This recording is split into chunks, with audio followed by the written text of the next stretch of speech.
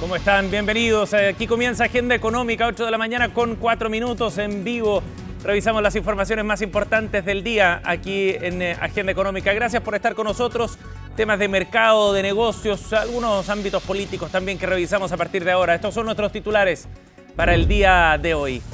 En esta edición de miércoles 5 de junio les contamos, entre otras cosas, sobre las críticas que deslizó el embajador de China en nuestro país respecto a las políticas que se han adoptado en Chile en torno al acero chino, a las importaciones de acero. La sobretasa que se aplicó por parte de la Comisión Antidistorsiones fue el tema que abordó el embajador en una sesión especial a la que fue invitado en la Cámara de Diputados.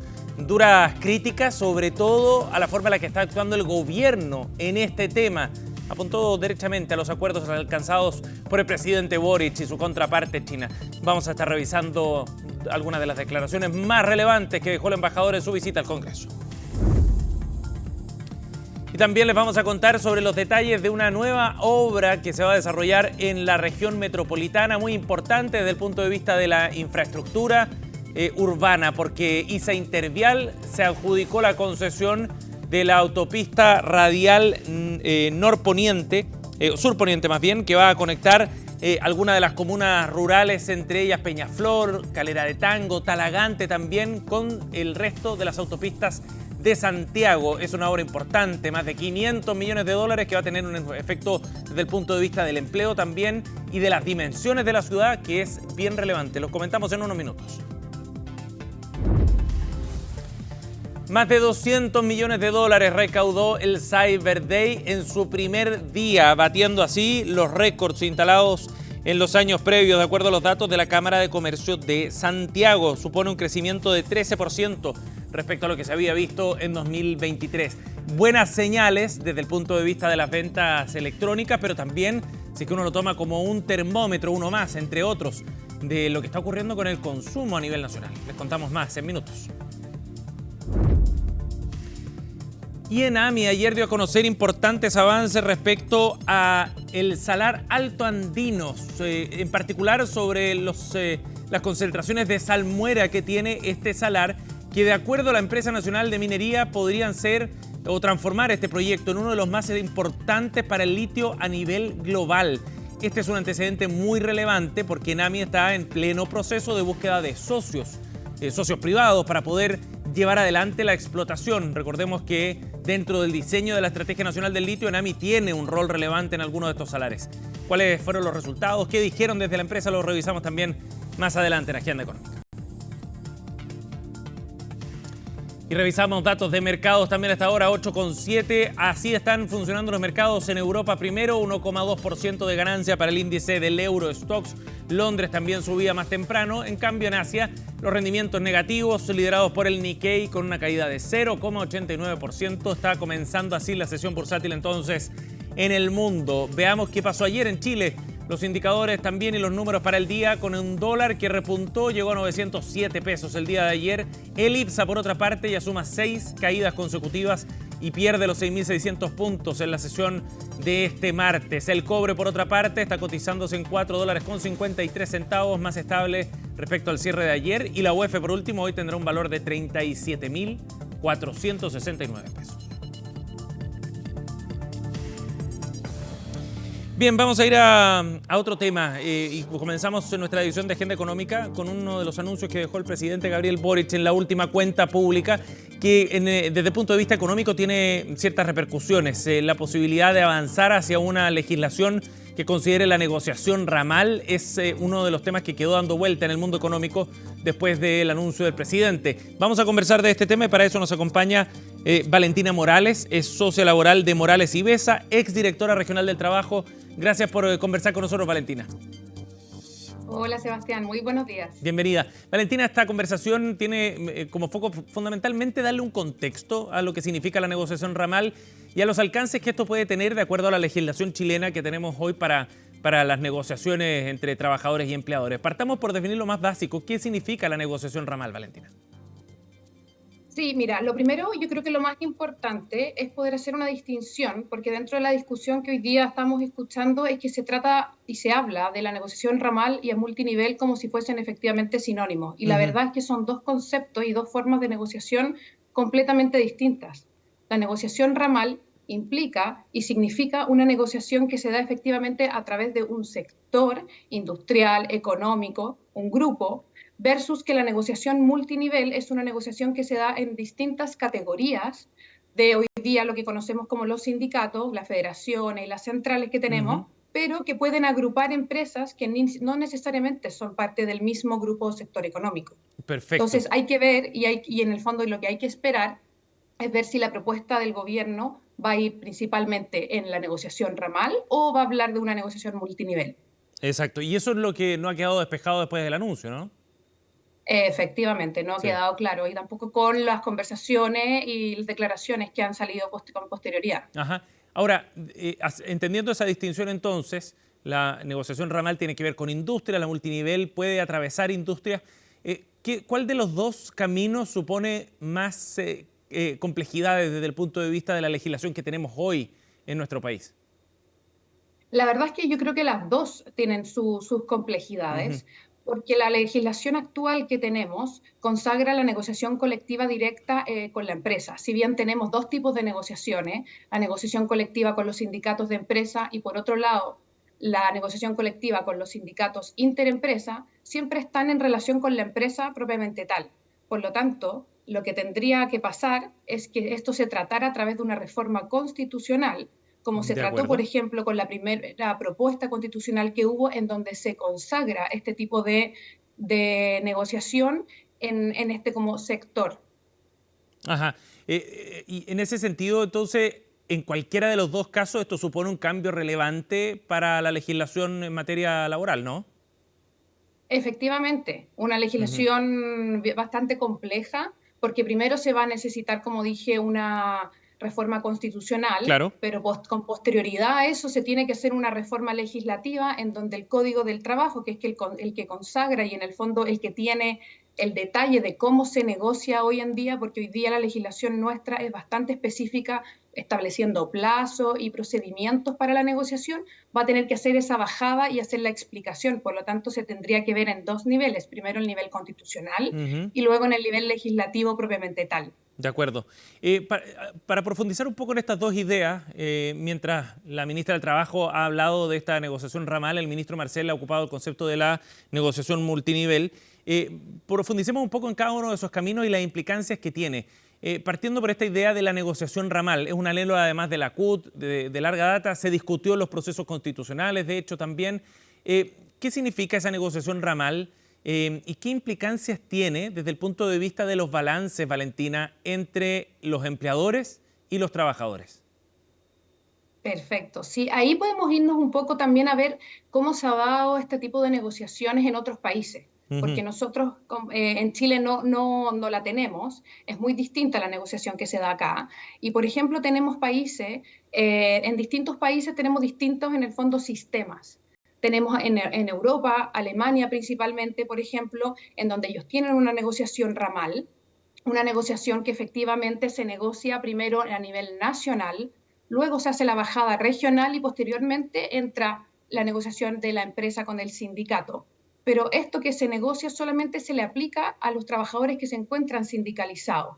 Por eso también en Alemania la sindicalización es bastante alta. Ajá. Pero si nos vamos, por ejemplo, a Uruguay o a Argentina, que son ejemplos más cercanos que están acá en Latinoamérica junto a nosotros, en esto se negocia a nivel nacional a través, por ejemplo, en Uruguay de los famosos consejos de salarios, en donde se Ujú. negocian solo mínimos. Entonces, hoy día tenemos que entender que nosotros tenemos una ley en que efectivamente se negocia un sueldo mínimo que es parejo en forma nacional independiente del sector industria, pero lo que se hace en Uruguay, por ejemplo, es que en vez de negociar un sueldo mínimo nacional parejo para todos por igual, se negocian categorías de sueldos por los distintos cargos que hay en las distintas empresas y en el sector, en donde efectivamente eso podría ser más beneficioso porque va y recae mucho más en la realidad de cada uno de los sectores económicos que tenemos, también Ujú. considerando la dispersión económica y los distintos rubros que tenemos a nivel nacional.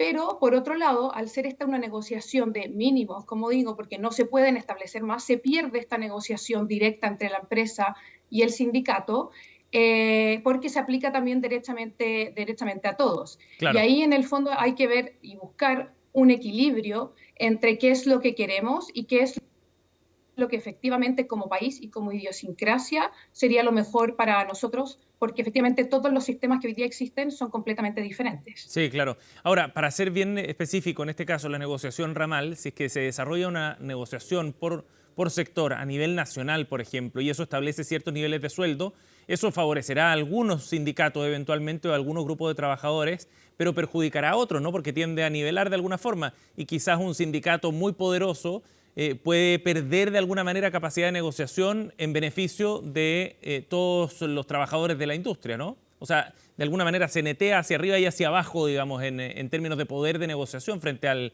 sector, ¿o no están así? Sí, no, efectivamente también es así. Y lo otro que también es sumamente importante con este tipo de negociaciones, y por eso tiene que ser una negociación en donde se involucren a todos los sectores, es porque también es muy distinto cuando se negocia en forma ramal o por sector industrial, son las grandes empresas versus nosotros que también tenemos muchas pymes. Entonces, lo que se negocie o estos mínimos que se puedan negociar, objetivamente no va a recaer el mismo peso en una pyme que en una grande empresa en donde Sin quizás duda. le puede ser más fácil llegar a estos sueldos mínimos que se estarían pactando. De acuerdo, de acuerdo. El tema idiosincrático que tú mencionabas también, Valentina, es importante porque la cultura del trabajo, la cultura de las relaciones entre empleador y empleado determina de alguna forma estos cursos. ¿Chile tiene las condiciones o está preparado culturalmente, digamos, para este tipo de negociaciones? ¿Cómo lo ves tú, Valentina? Mira, yo creo que uno nunca no está preparado, pero sí es importante que efectivamente se puedan dar las conversaciones con todas las personas involucradas. Ujú. Esto quiere decir que, por un lado, el gobierno, por otro lado, tienen que estar representados los trabajadores, pero no solamente con un sector, sino que los distintos sectores industriales o ramales que puedan ver. Y por otro lado, tienen que estar también las empresas, en donde también, derechamente, no puede estar solamente las grandes gremios empresariales, sino que también tienen que estar las pymes involucradas. Y en base a esas conversaciones y esos mínimos que se puedan acordar, ahí empezar a preparar una propuesta legislativa para ver cómo se puede dar esta, porque efectivamente hay mucho miedo, hay mucho susto de qué es lo que pueda pasar, porque efectivamente para nosotros como país es algo sumamente desconocido. Sí, claro. Lo último, Valentina, sobre la negociación multinivel, que es el concepto al que ha aludido el ministro Marcel también haciendo la bajada de este anuncio. ¿Se ve más viable una negociación de este tipo que en el caso de la negociación ramal o igualmente complejo? Efectivamente es bastante complejo porque también tenemos que recordar que para que se den las negociaciones multinivel tenemos que ver entonces quiénes van a ser los sindicatos o en este caso las centrales o federaciones, dependiendo de cómo se tenga que negociar, Ujú. que van a ser las más representativas para que efectivamente tengan una voz en este tipo de negociaciones. Hoy día la Dirección del Trabajo no tiene un registro de cuántos socios tiene cada una de estas centrales o federaciones, sino que lo que la Dirección del Trabajo tiene es cuántos sindicatos base están afiliados a cada una de estas federaciones o centrales. Por lo tanto, hoy día no podemos saber cuál, por ejemplo, qué central es la central más representativa y que por lo tanto va a tener una voz en esta negociación. Por lo tanto, Claro. todo esto también va a implicar temas administrativos de poder efectivamente buscar y entender cuál es la mayor representación para que efectivamente sea una voz de los trabajadores y sea una voz efectivamente legítima. Cierto. Valentina, ¿y qué temas se pueden abordar en una negociación multinivel? ¿Solo salarios u otros? En general, en las negociaciones que se dan en los otros países, como dije, son negociaciones de mínimos y muchas veces son condiciones mínimas de trabajo y de salarios. Hoy día tenemos que recordar que las negociaciones colectivas y los contratos colectivos son bastante amplios. No solamente tocan mínimos, sino que efectivamente vemos cómo se consagran ciertos bonos, beneficios, días libres, bonos específicos por cierta realización de un trabajo. Por lo tanto, eso en las negociaciones ramales se pierde porque no se puede negociar la idiosincrasia propia y la cultura propia de cada una de las empresas, porque eso efectivamente tiene que ser una negociación de sus trabajadores con sus propios empleadores. Claro. De acuerdo. Interesante negociación, o conversación más bien en torno a la negociación ramal. Ya veremos cómo sigue políticamente, porque esto ha generado hartas reacciones y ciertas suspicacias también, ¿no?, sobre el curso de ese debate. Valentina, gracias por el contacto. Muchas gracias, que tengan un buen día. Igualmente. 8:19, nos vamos a la pausa. Al regreso revisamos algunos de los temas más importantes de la jornada. Volvemos.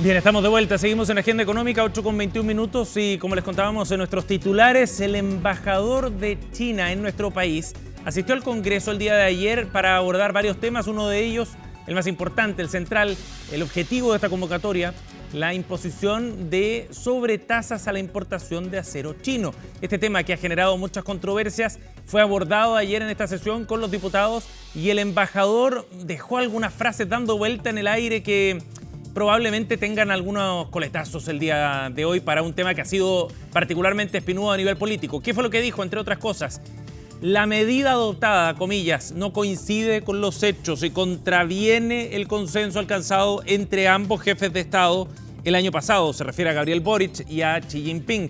El gobierno chino espera que antes de todo acudamos a canales bilaterales para solucionar e intercambiar opiniones antidumping. Palabras del embajador chino en Chile, Niu Qingbao, en la Comisión de Economía del Senado. Corrijo lo que había planteado antes, en el Senado estuvo el embajador para abordar este tema.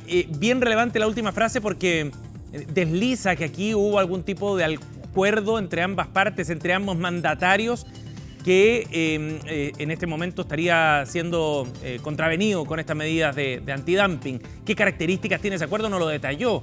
¿Qué contenido tenía? Tampoco, no hay detalles de eso. Solo dejó esa frase y pone en una situación bien compleja, digamos, al gobierno y al presidente Boric en particular, para saber cuáles fueron los contenidos de ese acuerdo al que hace alusión. Es otra arista, como decíamos, política para un caso que ha tensionado las relaciones entre ambos países y donde Chile, bueno, se ve en una situación bien compleja porque enfrenta medidas o adopta medidas contra un socio comercial que es clave en nuestro principal destino de exportaciones. Son miles de millones de dólares anuales los que enviamos a ese país y eso tiene evidentemente repercusiones económicas también. Veamos otra de las declaraciones que hizo el embajador de China en nuestro país, Niu Qingbao. Plantea lo siguiente también, ya en un carácter más técnico. Contradice la declaración del gobierno chileno, esta decisión de las sobretasas, del año 2004, de reconocer el estatus de economía de mercado de China. Y aún más, dice el embajador, no cumple con las reglas de la OMC.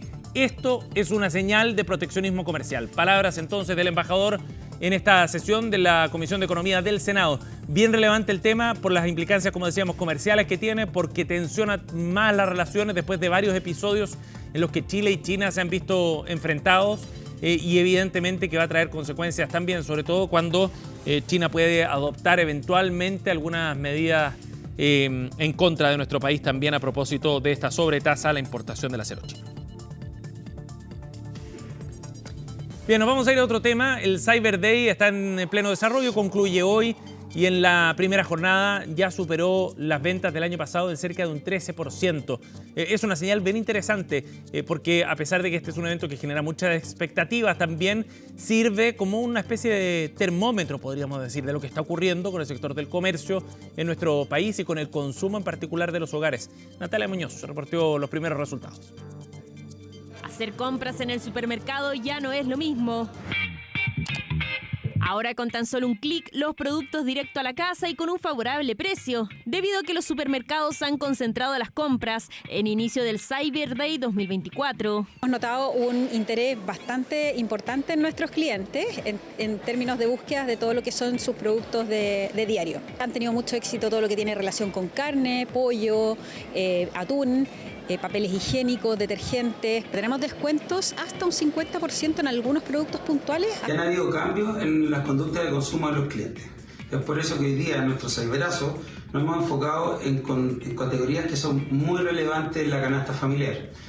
Hoy día en nuestro sitio o nuestra app van a poder encontrar más de 2.500 productos en oferta y ahí van a poder ver 60% de descuento en fruta y verdura. Papel higiénico, pañales, carnes y leche son las principales ventas.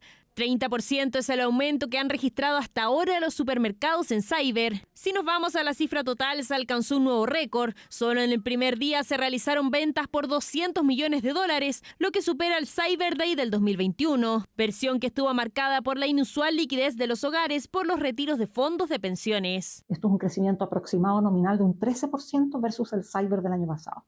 Importante destacar que la cantidad de visitas al sitio también ha aumentado en un 15% respecto al año pasado. El crecimiento que se ha dado en la categoría supermercados, alimentación, farmacias y, por supuesto, viajes. Esta preferencia en supermercados no ha sido una constante. Según las últimas cifras del INE, en abril las ventas del rubro disminuyeron 8,2%. Según analistas, los altos precios en alimentos y en seres de primera necesidad son los que mantendrían bajas las ventas hasta ahora.